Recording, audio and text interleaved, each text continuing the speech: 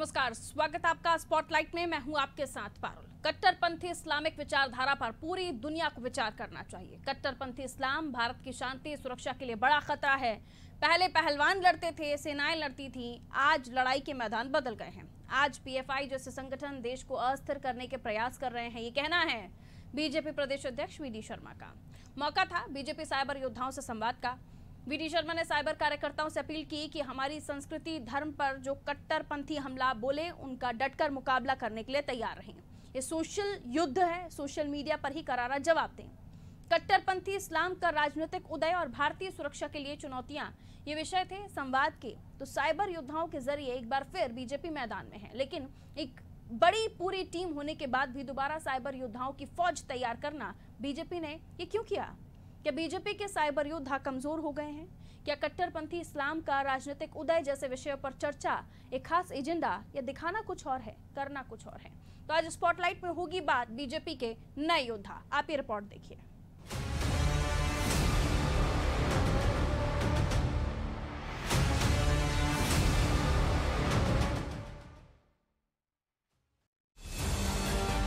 देश में साइबर योद्धाओं के सहारे बीजेपी ने बड़े बड़े मिशन फतह किए हैं। फिर चाहे वो राज्यों के चुनाव हो या आम चुनाव, बीजेपी की बड़ी ताकत के रूप में साइबर योद्धाओं ने काम किया है। और इस बार फिर एक नए मिशन की तैयारी है, जिसके तहत मध्य प्रदेश की राजधानी भोपाल में भाजपा ने साइबर को लेकर एक बड़े कार्यक्रम का आयोजन किया।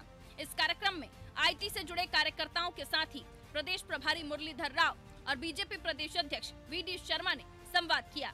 कार्यक्रम का विषय कट्टरपंथी इस्लाम का राजनीतिक उदय और भारतीय सुरक्षा के लिए चुनौतियां हैं। विषय से साफ है कि साइबर योद्धाओं को बताया जाएगा कि कैसे कट्टरपंथियों को पैर पसारने से रोका जाए, कैसे कट्टरपंथियों के मंसूबों को ध्वस्त कर लोगों को इसके प्रति जागरूक करना है। और उसके लिए योद्धाओं को ट्रेनिंग बीजेपी ने देनी शुरू कर दी है। बीजेपी प्रदेश अध्यक्ष वीडी शर्मा का कहना है कि देश के साथ ही प्रदेश का माहौल खराब करने की कोशिश की जा रही है। खास तौर पर बीजेपी शासित राज्यों को टारगेट किया जा रहा है। वीडी शर्मा ने यह आरोप सीधे तौर पर पीसीसी चीफ कमलनाथ और पूर्व मुख्यमंत्री दिग्विजय सिंह पर भी लगाया है। जाहिर है बीजेपी के पास सोशल मीडिया के लिए एक्टिव और बड़ी टीम है, जो अपना काम बखूबी करती है, जिसके बलबूते 2014 में केंद्र में सरकार बनाने में इस सोशल मीडिया टीम ने बड़ी भूमिका निभाई थी। उसके बाद इस फॉर्मूले को समझते हुए कांग्रेस ने भी सोशल मीडिया टीम तैनात की है और उसका फायदा कांग्रेस को मिला भी। लेकिन अब इस मामले को लेकर कांग्रेस का अलग ही जवाब है। अभी तो विधानसभा चुनाव की घोषणा भी नहीं हुई, लेकिन भाजपा ने अपनी राजनीति के पेतरे फैलाना शुरू कर दी। वही राजनीति, हिंदू मुस्लिम की राजनीति, मुख्य मुद्दों से ध्यान हटाने की शुद्ध कवायद कार्यक्रम शुरू किया है साइबर योद्धाओं को लेकर कि इस्लामिक कट्टरता का राजनीतिक उदय, भारत को खतरा, भारत को चुनौतियां।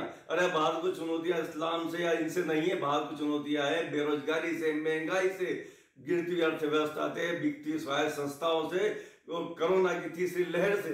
मुख्य मुद्दों पे ध्यान दीजिए, जिससे आज देश की जनता, प्रदेश की जनता त्राही कर रही है। लेकिन भाजपा भी अपनी हिंदू मुस्लिम की राजनीति करने से बाज नहीं आ रही है और लोगों को बरगलाने का काम कर रही है। और धार्मिक कट्टरता और धार्मिक उन्माद फैलाने में आज भी भाजपा का कोई सानी नहीं है। साइबर योद्धाओं के जरिए एक बार फिर बीजेपी की कोशिश होगी देश में बीजेपी के खिलाफ बन रहे माहौल को अपने पक्ष में करने की और देश का माहौल बिगाड़ रहे उन लोगों के इरादे नाकाम करने की जो अपनी कट्टरपंथी सोच से देश में जहर घोलने का काम कर रहे हैं। इधर लगे हाथ काम बीजेपी के पक्ष में माहौल बनाने का भी होगा, जिसे पहले भी आजमाया जा चुका है और ये फॉर्मूला हिट भी साबित हुआ। लेकिन इस बार कांग्रेस ने भी अपनी टीम एक्टिव कर दी है। अगर एक पोस्ट बीजेपी की होती है तो कांग्रेस की तरफ से भी पोस्ट की जाती है। इस बार बीजेपी को भी सामने से टक्कर मिलने वाली है। लेकिन ऐसे में सवाल ये कि जीत संभव तब है जब दुश्मन को आपकी चाल का अंदाजा ना हो। लेकिन इस बार ये चाल दुश्मन के सामने पुरानी हो चुकी है। तो बीजेपी कैसी फॉर्मूले के सहारे जीत की कल्पना कर रही है, या इस बार दाव कुछ और दिखाया जा रहा है और हकीकत में चाल कुछ और है? कट्टरपंथी इस्लाम का राजनीतिक उदय और भारतीय सुरक्षा के लिए चुनौतियों पर आधारित चर्चा को साइबर योद्धाओं के जरिए लोगों तक पहुंचाना क्या आसान होगा? ब्यूरो रिपोर्ट, अनादि टीवी।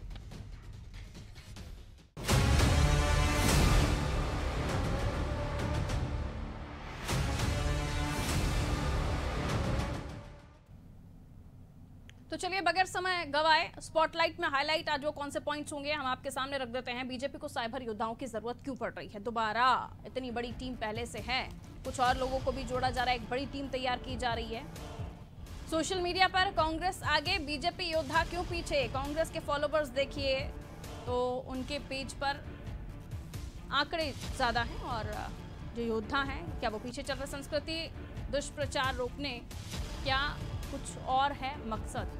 कैसे होगी पुरानी टीम से नई जीत की तैयारी, ये भी सवाल रहेगा। तो ये वो पॉइंट्स हैं जो हम हाईलाइट करेंगे। और चलिए मिलिए उन मेहमानों से जो हमारे साथ चर्चा में शामिल हो रहे हैं। डॉक्टर गुलरेज शेख हैं, राष्ट्रीय मीडिया प्रभारी हैं, अल्पसंख्यक मोर्चा भारतीय जनता पार्टी का पक्ष रखेंगे। गुलरेज जी बहुत स्वागत करते हो आपका अनादि टीवी पर। संदीप सबलोग जी हमारे साथ जुड़े हुए हैं, प्रवक्ता आप कांग्रेस के, कांग्रेस का पक्ष रखने के लिए हमारे साथ जुड़े हुए हैं, आपका भी बहुत स्वागत करती हूँ। सूर्यकांत चतुर्वेदी जी वरिष्ठ पत्रकार हैं, हमारे साथ जुड़े हुए हैं, बहुत स्वागत करती हूँ सर आपका भी। सूर्यकांत सर, सबसे पहले हम चर्चा ये करना चाह रहे थे, बीजेपी के दोबारा से जो योद्धा सामने आ रहे हैं एक बड़ी टीम के जरिए, दोबारा पुरानी परंपरा लेकिन नए तरीके से इसको दोबारा जनता के सामने रखेंगे।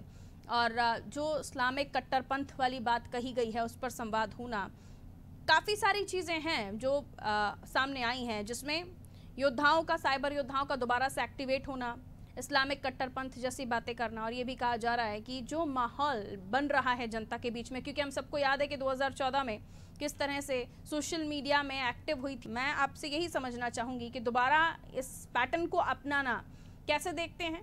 कट्टर इस्लामिक, कट्टरपंथी इस्लामिक और तमाम जो मुद्दे रखे हैं संवाद के, उससे इतर आप देख रहे हैं वाकई यही वो वजह है जिसके लिए योद्धाओं को दोबारा ट्रेनिंग दी जा रही है, या माहौल जो अब ठीक करना है महंगाई और तमाम मुद्दे को लेकर, उसको लेकर ये पूरा प्लान तैयार किया जा रहा है, योद्धाओं को दोबारा एक्टिव किया जा रहा है, कैसे देखते हैं आप सूर्यकांत जी?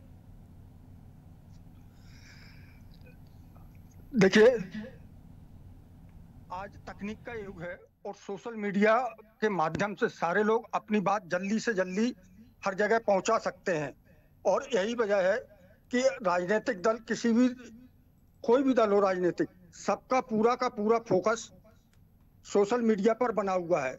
समय की मांग भी है कि सोशल मीडिया का उपयोग लोग, खासतौर पर राजनीतिक दल, अपनी विचारधारा, अपने बिंदु जनता के बीच ले जाएं जिससे उन्हें अधिक से अधिक फायदा मिल सके। तो पारुल जी, ऐसे में कोई नई बात नहीं है, क्योंकि उपचुनाव है, 2 साल बाद लोग विधानसभा के चुनाव होने, लोकसभा।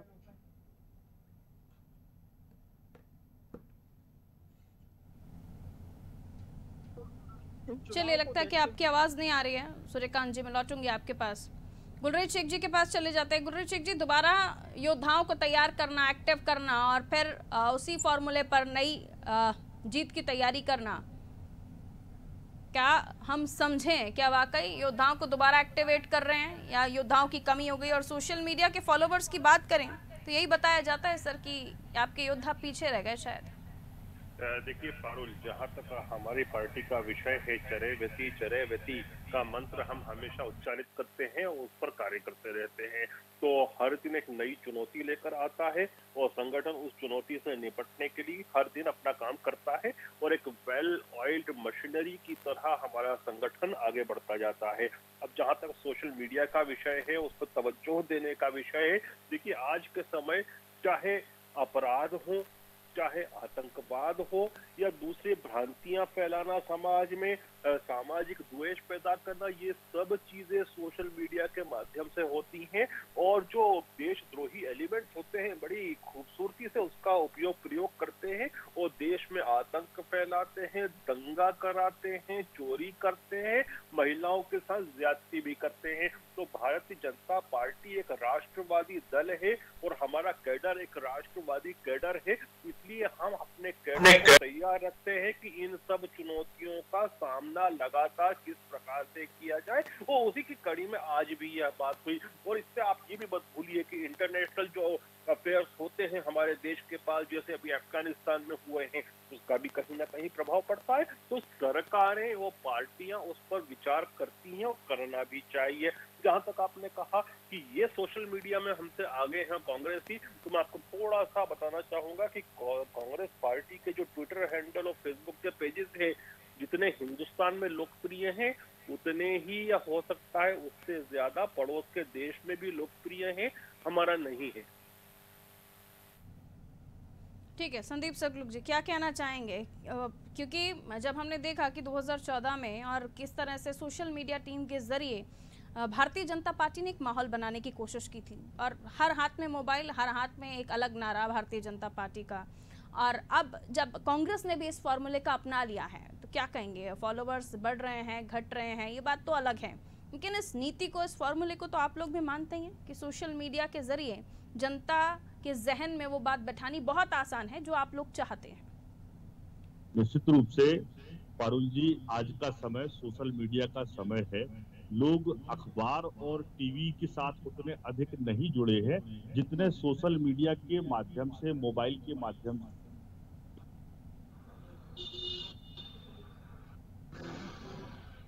जी सब लोग जी, आवाज मिल रही है सब लोग जी आपको मेरी? चलिए, लगता है आवाज नहीं मिल रही है।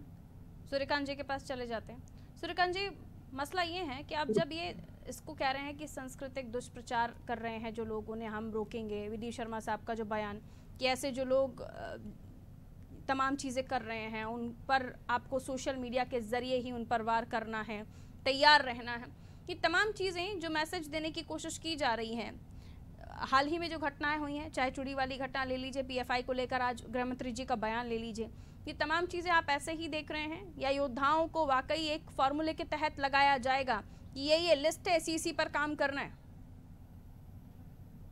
नहीं, देखिए पारुल जी, क्या है सोशल मीडिया के इस युग में कौन कब कहाँ बैठ के कौन सी चीज वायरल कर दे और उसका समाज पर क्या प्रभाव पड़े। कई बार इस तरह की चीजों को सोशल मीडिया पर वायरल कर दिया जाता है जिससे समाज में वैमनस्यता फैलती है, समाज में कई अन्य तरह के स्थितियां बनती हैं, कानून व्यवस्था की स्थिति बन जाती है। तो इन सारे मामलों को देखते हुए मैं कहता हूँ खाली भाजपा नहीं, कांग्रेस हो, भाजपा हो, तमाम राजनीतिक दल हो या सामाजिक संगठन हो, सबको सोशल मीडिया पर इस तरह के लोगों पर नजर रखनी चाहिए और इस तरह के पोस्टों पर नजर रखकर उनका माकूल जवाब देना ही चाहिए, क्योंकि देश पहले होता है, जाति, समाज, राजनीतिक दल ये सारे के सारे बाद में आते हैं। और जहां तक इस्लामिक कट्टरपंथ की बात आप कर रही थी, तो इस्लामिक कट्टरपंथ हो या किसी भी धर्म जाति का कट्टरपंथ हो, सब समाज के लिए नुकसानदेह साबित होता है। और इस्लामिक कट्टरपंथ के तो कई उदाहरण आपके सामने, जम्मू कश्मीर अपने देश का सबसे बड़ा उदाहरण है, फिर अफगानिस्तान इसका बड़ा उदाहरण है, उसके अलावा कई अन्य देश इसका उदाहरण है कि जहां पर कट्टरपंथ अगर आया है तो उससे ऐसा नहीं है कि खाली हिंदू समाज को नुकसान हुआ है, बल्कि वहां रहने वाले खासतौर पर मुस्लिम समाज हो या अन्य समाज के लोगों, सबको नुकसान उठाना पड़ा है। और उस कट्टरपंथ का ही परिणाम है कि आज पाकिस्तान और अफगानिस्तान की देश की स्थिति सबके सामने है। भुखमरी वहां फैली हुई है, विकास वहां नहीं हो पा रहा है, आम जनता 2 जून की रोटी के लिए परेशान है। तो ऐसा कट्टरपंथ हर समाज के लिए नुकसानदायक है। देश खाली भारत में ही नहीं, हिंदुओं के लिए ही नहीं, बल्कि मुस्लिम समाज के लिए भी नुकसानदायक है। और इससे बड़ा कोई उदाहरण आपके सामने हो नहीं सकता है, ये बिल्कुल ताजा उदाहरण है। और रही बात, आप देखिए पीएफआई जैसी संस्था अगर मध्य प्रदेश में सक्रिय होती है तो उसका बड़ा कारण क्या है, क्योंकि सोशल मीडिया आज संदेश वाहक, तेज संदेश वाहक के रूप में सबके सामने है। और इस वजह से उस पर अगर नजर रखी जा रही है और अगर भाजपा भी रख रही है अपने सोशल मीडिया के कार्यकर्ताओं के माध्यम से, तो यह एक अच्छा कदम है और उसकी सराहना होना चाहिए। और कांग्रेस को भी इसी तरह के कदम उठाने चाहिए। 650 ऐसे सदस्य हैं जो सक्रिय हैं मध्य प्रदेश में, तो ये पनप कैसे गए? ये इनमें ये तमाम चीजें कैसे इनके अंदर भर दी गई, या जो हम कह रहे थे कि जो इनके जहन में बैठा दी गई, और अब जब जाकर पता चल रहा है चूड़ी वाली घटना हो गई और तमाम जगहों से इस तरह की खबरें आने लगी, अब इंटेलिजेंस एक्टिव हुआ है। 650 कम संख्या नहीं होती। सूर्यकांत जी। जी पारुल जी, देखिए पारुल जी, क्या होता है, सोशल मीडिया के युग में तमाम तरह के ग्रुप बने रहते हैं, एक दूसरे की भावना को समझते हुए लोग उनसे जुड़ते हैं, लोगों के मन में क्या विचार हैं, जिनके विचार जैसे होते हैं वो उस तरह के लोगों से जुड़ते जाते हैं और जुड़ते हैं। और कई इस तरह के प्लेटफॉर्म उपलब्ध हैं कि जो ऐसी तकनीक उपलब्ध है कि एक दूसरे से जुड़ के उनसे क्या वार्तालाप करते हैं वो आसानी से पकड़ी नहीं जा सकती है। तो इंटेलिजेंस तभी काम करता है और इंटेलिजेंस लगातार उस पर प्रयास भी करता है कि इस तरह के जो लोग हैं उन पर निगरानी रखे, लेकिन जब कोई बात सामने आती है तो उस पर तेजी से अमल होता है। जी पारुल जी। लोग जी क्या कह रहे थे आप? पारुल जी, बड़ा सीधा सीधा सा है कि आज का युग जो है सोशल मीडिया का युग है, और जिस तेजी के साथ सोशल मीडिया के माध्यम से लोग देश दुनिया से जुड़े रहते हैं, तो स्वाभाविक सी बात है कि भारतीय जनता पार्टी ने पिछला चुनाव सोशल मीडिया के सहारे लड़ा था, और कांग्रेस पार्टी भी इस पद्धति को अपनाने में पीछे नहीं है। आपकी एक सवाल उठा था कि क्या वजह है कि फॉलोअर्स कांग्रेस के बढ़ रहे हैं। देखिए, कांग्रेस नीतियों और सिद्धांतों की बात करती है, विचार जो होते हैं उससे लोग जुड़ते हैं, और कांग्रेस का विचार जो है अपने आप में लोगों को कहीं ना कहीं जोड़ने का काम कर रहा है, भारतीय जनता पार्टी के तोड़ने का काम नहीं करता। और इसी वजह से भारतीय जनता पार्टी के फॉलोअर्स लगातार घट रहे हैं और कांग्रेस के बढ़ रहे हैं। मेरे भाई अभी बोल रहे थे कि हमारी जो साइबर योद्धाओं के लिए जो वर्कशॉप या संवाद कार्यक्रम जो शुरू हुआ है, उसमें जो विषय रखा गया है, मैं बड़े विनम्रता से कहना चाहूंगा कि कट्टरपंथी इस्लाम का राजनीतिक उदय और भारतीय सुरक्षा की।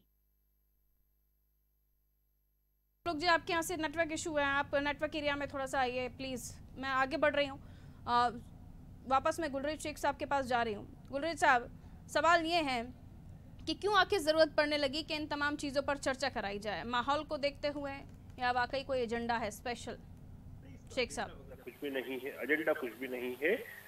जो वहाँ अफगानिस्तान में हुआ है उससे कहीं रिपरकशन समाज में किसी प्रकार से नहीं आए, उसको मद्देनजर रख के किया है। और दूसरी बात, आप ये भी मत भूलिए कि अफगानिस्तान से ज्यादा बड़ी समस्या हमारे लिए पाकिस्तान है और चाइना है, और दोनों की घुसपैठ अफगानिस्तान में हो चुकी है। तो साइबर स्पेस ऐसी होती है मैम कि जिसको कोई भी कहीं भी अपना दुष्प्रचार करने के लिए उपयोग कर सकता है, फॉरेन पावर भी। तो उस सब चीजों के प्रति हमको सतर्क होने की आवश्यकता है। अब भारतीय जनता पार्टी की बात करें, देखिए सरकार तो सबको करेगी आगाह, लेकिन बीजेपी किसको आगाह करेगी? अपने लोगों को करेगी, अपने कार्यकर्ताओं को करेगी, अपने कैडर को करेगी। वही हमने किया है। तो और जहां तक ये बोल रहे हैं कि ये लोकप्रिय है सोशल मीडिया और साइबर स्पेस में, तो मैं, आप बहुत बड़े चैनल पर हैं, बड़ी पत्रकार हैं, आप थोड़ा सा इसके ऊपर रिसर्च कर ले और श्वेत पत्र जारी कर दे, मालूम पड़ जाएगा आपकी रिपोर्ट पे ही कि इनके कितने फॉलोअर्स पाकिस्तान में है कांग्रेस के और राहुल गांधी के ट्विटर हैंडल पर। ठीक है, सब लोग जी को आवाज मिल रही है क्या मेरी? आपकी आवाज आ रही है? आपको मिल रही है? संदीप, सब लोग जी, आपको कोई परेशानी तो नहीं है ना कि अगर इन मुद्दों पर चर्चा हो रही है, कट्टरपंथी इस्लाम का राजनीतिक उदय, भारतीय सुरक्षा के लिए चुनौती, अगर इन मसलों पर चर्चा हो रही है और साइबर योद्धा इस मामले में तैयार हो के जन जन तक बात पहुंचाएंगे, अगर कोई र्यूमर से अफवाह फैलाने की कोशिश करेगा तो उसे एक काट के रूप में साइबर योद्धा अपना काम करेंगे, इसमें कोई दिक्कत तो नहीं है ना कांग्रेस को? पारुल जी, कोई भी राजनीतिक दल हो अपनी विचारधारा के प्रसार के लिए अपने कार्यकर्ताओं को विचारधारा से तैयार करने के लिए कोई कार्यक्रम करता है, तो इसमें कांग्रेस को कोई आपत्ति ना तो पहले थी ना अब है। लेकिन इनका जो विषय है कि कट्टरपंथी इस्लाम का राजनीतिक उदय और भारतीय सुरक्षा के लिए चुनौतियां, तो ये विषय जो इन्होंने रखा है निश्चित रूप से कहीं ना कहीं मुस्लिमों के प्रति एक अविश्वास का भाव पैदा करने का प्रयास भारतीय जनता पार्टी इस देश में करना चाह रही है। मैं आपसे ही पूछना चाहूंगा और अपने मित्र से भी पूछना चाहूंगा कि क्या 700-800 साल जब हमारे यहाँ मुगल शासक रहे हैं तब हमारी संस्कृति को कौन सा खतरा रहा? 200 साल जब अंग्रेज हमारे यहाँ रहे तब हमारी संस्कृति को कौन सा खतरा रहा? लेकिन भारतीय जनता पार्टी की सरकार आने के बाद हिंदू संस्कृति और भारतीय संस्कृति को इनको खतरा दिखाई देने लगता है। मैं तो कहता हूँ कि इनका ये केवल चुनावी एजेंडा होता है कि मुस्लिमों को प्रति अविश्वास पैदा करके और हिंदुओं को एकजुट करके इस मामले में एक खाई पैदा करके और उनको वोटों का ध्रुवीकरण किया जाए, चूंकि चुनाव पास में आ रहे हैं। और अब ये फौज काम करेगी, योद्धा काम करेंगे। जी, यही योद्धा जो जाके धर्म और जाति के नाम पे जो जहर फैलाने का काम, अब मैं पूछना चाहता हूँ अपने मित्र से कि आईएसआई के लिए जासूसी करने वाले जो लोग अभी लगातार दंगे हमारे सामने आए वो कौन लोग थे? तो सीधी सी बात है कि केवल और केवल ये पाखंड फैलाने का काम करती है भारतीय जनता पार्टी। माननीय मोहन भागवत जी एक तरफ कहते हैं कि मुसलमान और हिंदू का डीएनए एक है। मैं तो दावे के साथ कहता हूं कि भारत में रहने वाला प्रत्येक मुसलमान राष्ट्रीयवादी है, हिंदू है और भारतीय है। लेकिन भारतीय जनता पार्टी मुसलमानों और हिंदुओं के बीच में खाई पैदा करके उनमें शंका का भाव पैदा करके इस तरह के आयोजनों के माध्यम से उनमें एक संदेश देने का काम करना चाहती है कि भारतीय मुस्लिमों पर भारतीय जनता पार्टी को विश्वास नहीं है, और हिंदुओं को एक संदेश देना चाहती है कि हम हिंदू और मुसलमान के बीच में खाई पैदा करके और वोटों का ध्रुवीकरण करने का काम करेंगे। ठीक है, शेख साहब जवाब दीजिए। देखिए, जहाँ तक भारत का मुसलमान है वो 100% राष्ट्रवादी मुसलमान है। ये मैं पार्टी की लाइन कह रहा हूँ, अपनी लाइन नहीं कह रहा हूँ। लेकिन ये जो बातें हैं ना, मैंने आपको क्या कहा कि ये साइबर स्पेस जो होती है इतनी खतरनाक होती है कि विदेशी शक्ति चाहे पाकिस्तान हो या चीन हो, वह भी उसका दुरुपयोग कर सकती है यहाँ के लोगों को अपने हित के लिए उपयोग करने के लिए। और होता क्या है कि 1 करोड़ में से एक भी कहीं गुमराह हुआ तो उससे बड़ी समस्या हो सकती है। तो आपको आगाह तो रहना होगा। साहब की कट्टरपंथी इस्लाम का राजनीतिक उदय, ये कट्टरपंथी इस्लाम से आप एक मनोवैज्ञानिक प्रेशर डालने की कोशिश कर रहे हैं देश के मुसलमानों पर। नहीं, ये वर्तमान परिदृश्य में जो अफगानिस्तान में हुआ है उसके संदर्भ में एक वर्कशॉप बोल सकते हैं, इसके अलावा कुछ भी नहीं था। आप ये देखेंगे कि मैं अल्पसंख्यक मोर्चे का राष्ट्रीय IT सेल का राष्ट्रीय प्रभारी IT सेल का, और कल अब्दुल हमीद साहब की बलिदान दिवस है। सबसे पहले मैं ऑफिशियल वेरीफाइड ट्विटर हैंडल पर उनको श्रद्धांजलि दूंगा। ये हमारी रीति नीति है, विचारधारा है। ठीक है सूर्यकांत जी, अब ये जो योद्धा हैं ये अपनी पूरी आवाज जो है बुलंद करेंगे सोशल मीडिया पर, लेकिन सोशल मीडिया पर भी अब वो ये 2014 वाला सोशल मीडिया यूजर नहीं है कि जो उसे आप एक ही चीज दिखा के वही दिमाग में आप उसके भर देंगे। अब वो कांग्रेस को भी फॉलो कर रहा है तो बीजेपी को भी फॉलो कर रहा है, वो यूपी में भी देख रहा है तमाम चीजें, तो वो केरल तमिलनाडु भी देख रहा है। अब जितने कह सकते विस्तार हुआ है सोशल मीडिया का या इंटरनेट का, उतना ही जागरूक एक वोटर भी हुआ है, वो सभी चीजें देख रहा है, हर देश की, हर शहर की। अब सवाल ये है कि क्या वो इसी फॉर्मूले के साथ बीजेपी के साथ खड़ा हुआ या फिर बीजेपी उसे अपने साथ खड़ा कर पाएगी इसी फॉर्मूले के साथ जो पहले भी यूज किया जा चुका है, सक्सेस रहा है?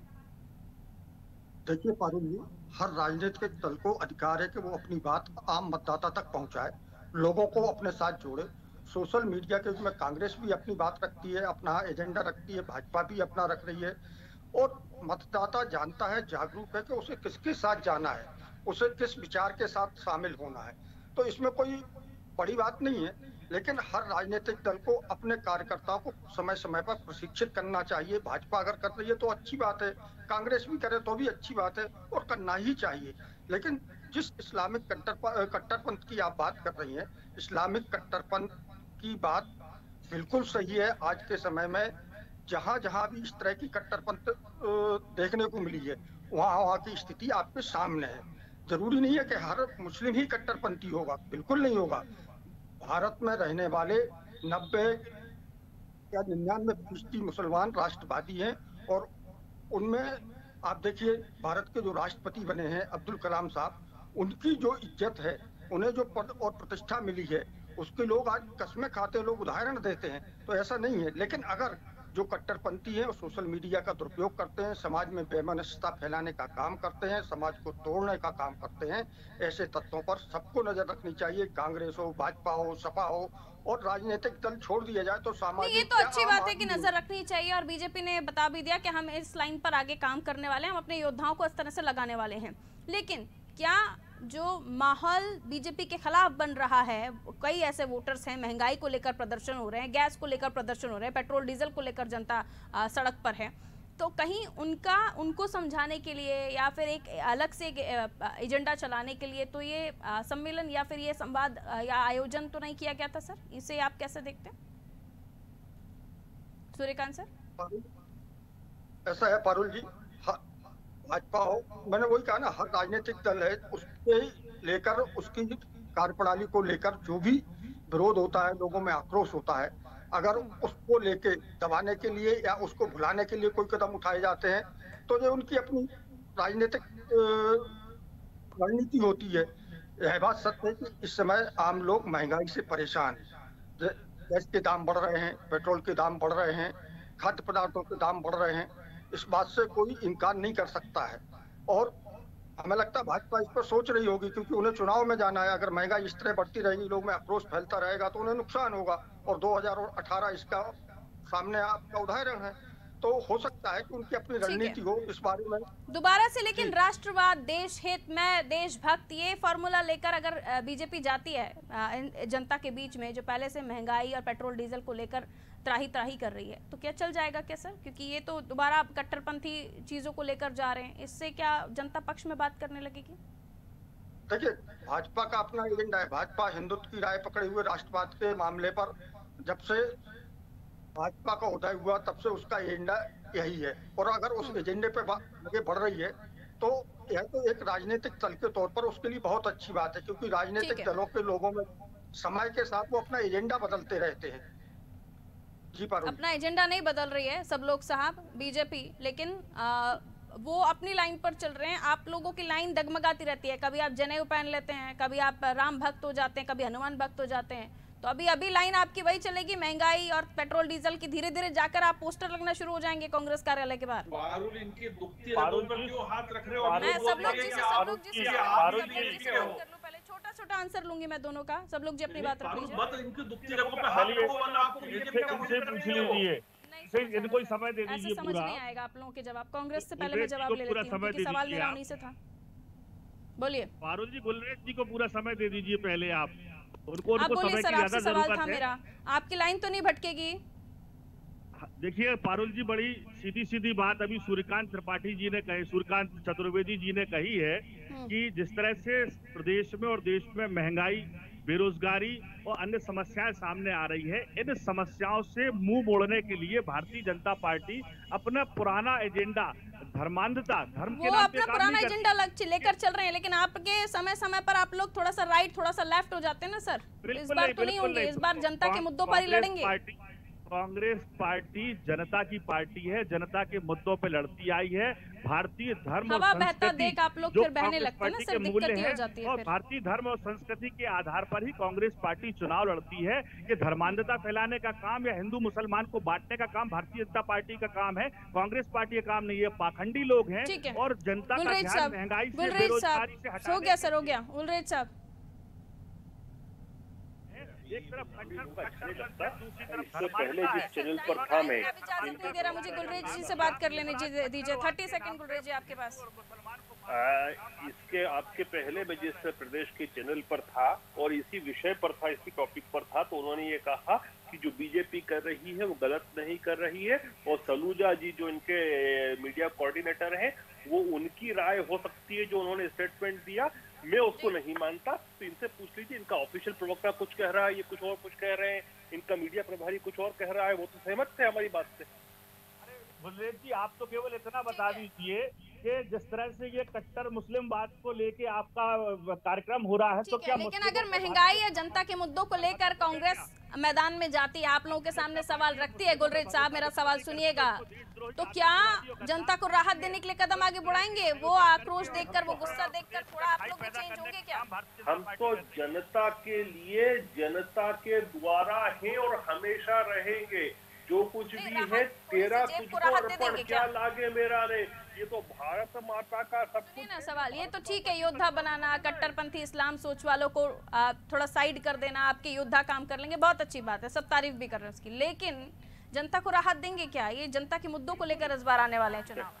देखिए 20% से ज्यादा इस देश की जीडीपी की ग्रोथ हो रही है। अभी 1-2 क्वार्टर निकलने तो यदि ऐसे ही चलता है तो उसके बाद तो ये टॉपिक फिर दूसरा हो जाएगा, लेकिन ये चलते चलते मैं चाह रही थी थोड़े जनता के मुद्दों पर भी बात हो जाती। खैर, बहुत बहुत शुक्रिया आप तीनों का हमारे साथ जुड़ने के लिए। डॉक्टर गुलरेज साहब आप हमारे साथ जुड़े, बहुत शुक्रिया। सूर्यकांत सर आप हमारे साथ जुड़े, बहुत शुक्रिया। संदीप सबलोग साहब आपने हमारे साथ हमें समय दिया, कांग्रेस का पक्ष रख रहे थे आप, बहुत बहुत शुक्रिया आप तीनों का हमारे साथ चर्चा में जुड़ने के लिए। तो देखिए, जो मध्य प्रदेश में जो इंटेलिजेंस ने कहा कि पीएफआई के 600 से ज़्यादा सदस्य यहाँ एक्टिव हैं, और उसके बाद साइबर योद्धाओं को लेकर आयोजन होना, उनसे संवाद होना वीडी शर्मा साहब का, और कई तरह की बातें निकलकर सामने आई। लेकिन सवाल ये कि साइबर योद्धा, ये वही साइबर टीम थी, ये वही आईटी टीम थी जो 2014 में भी एक्टिव थी, और अभी जो रिसेंटली जो चुनाव हुए उनमें भी एक्टिव थी। अब दोबारा इसी साइबर टीम के जरिए जनता के पास पहुंचने की कोशिश है।